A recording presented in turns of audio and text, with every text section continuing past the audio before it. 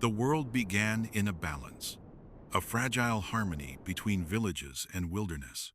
People built homes of stone, planted fields of wheat, and raised their children under skies of peace.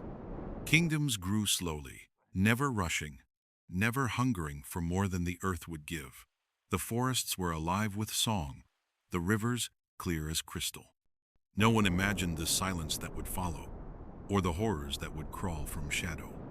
But history remembers how quiet the world was, just before it screamed, and how every civilization believes the dawn will last forever, until the night rises against them.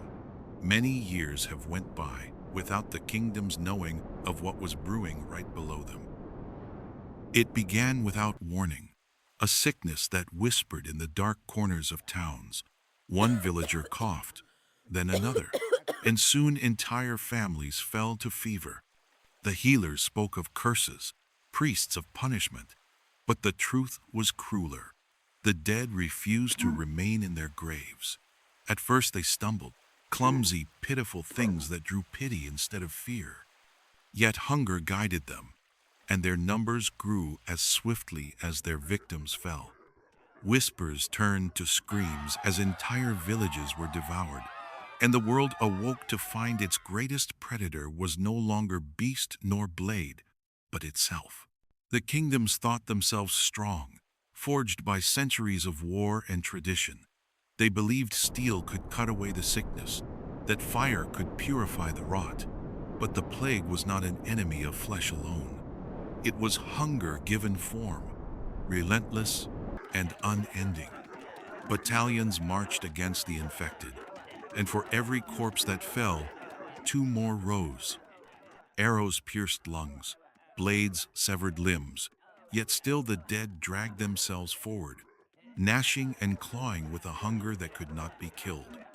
Soldiers became infected mid-battle, friends turning against friends as screams drowned out commands. Cities became fortresses, walls built higher with each passing month, but walls cannot keep out the breath of death.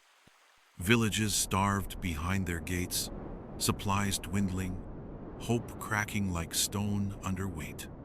Elves burned their sacred groves in desperation, dwarves sealed their halls in darkness, and orcs were driven to madness under the endless pursuit. Even the human king, who had once dreamed of empire, found his capital drowning in the blood of his people. Banners fell into mud, thrones turned to dust. One by one, kingdoms collapsed, not with glory, but with silence. Civilization was devoured, leaving only hunger. Yet in the shadow of annihilation, the last survivors gathered. Humans, elves, dwarves, and orcs, once bitter enemies, stood side by side upon the final walls. They carried no dreams of victory, only the desperate need to hold on for one more day. Fires blazed across the night sky, torches lining the battlements, arrows ready to fly. The horde approached like a tide, endless and unbroken, their moans rolling like thunder.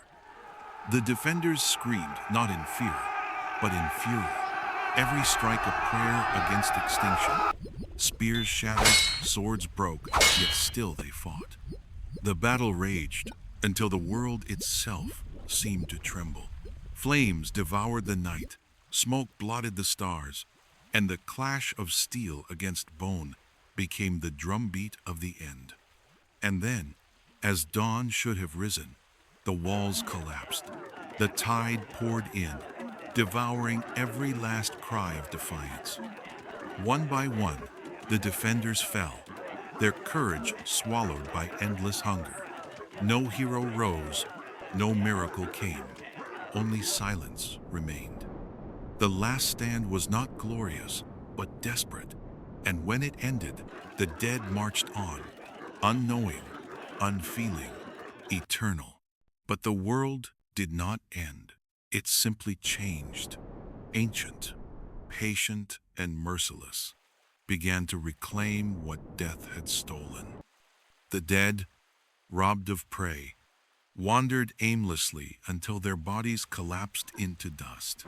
Rot gave way to soil, and soil gave way to roots. Grass split the stone streets of ruined capitals, and forests spread through the broken bones of empires. The air grew sweet again, rivers cleared, and skies once blackened by smoke burned blue with dawn. From the ashes of every kingdom, a new people emerged.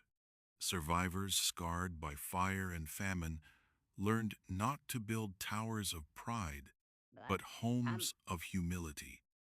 They planted more than they harvested, shared more than they took, and whispered stories of the age of hunger to their children, so it would never return.